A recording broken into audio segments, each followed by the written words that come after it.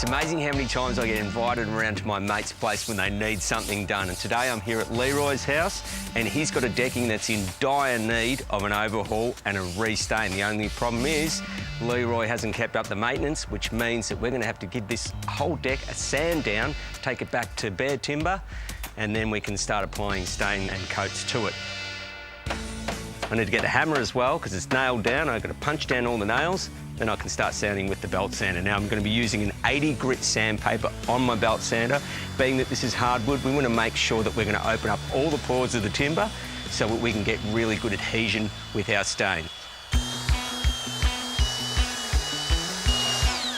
All right, guys, well, look, all the sanding's done, and I've got to tell you, it is not a fun job. And you know what? Had Leroy kept the maintenance up to this deck, we probably could have avoided a lot of hard work. Now, this time round, I'm going to be using some Sickens BLX Pro. We're going to go for a beautiful teak colour, and that's going to really transform this deck. Now, we've got some brushes here for the cutting in.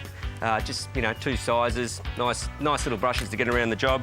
Also got an easy deck brush. Now, this is really good for applying our stain. It's going to get us off our knees, and being that it's natural bristles there, it's going to help the stain actually find its way into the pores of the timber and give us really good adhesion. So from here, I'm going to give this a good stir, and then we can get this underway.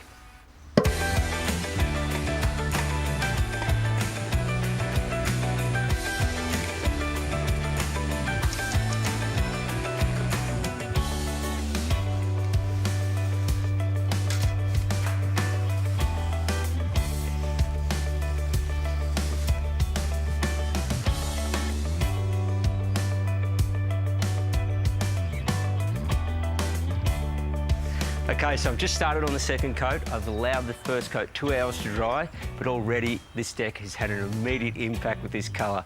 Now, after 2 more coats, you'll be finished, and it'll be well on its way to looking spectacular.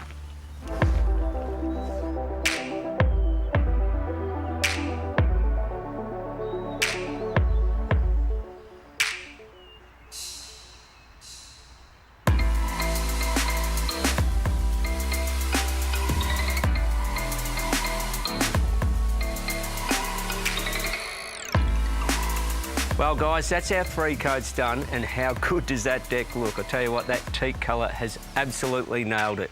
Now, from here, it's all about the maintenance. And we spoke about maintenance before, and in the case of my mate Leroy here, he didn't keep up the maintenance and he allowed it to deteriorate. Now, if you're looking for the best time to recoat your deck, what you're really looking for is when the deck starts to lose a bit of lustre, you know, a bit of shine to it. That's the best time to recoat. Now, if you're doing that, it's just a case of cleaning it down with some warm soapy water and then a couple of coats of stain. By doing that, you're not going to have to worry about doing any sanding, and the job will always be an easy and enjoyable one. But you know what? I reckon Leroy is going to absolutely love this deck.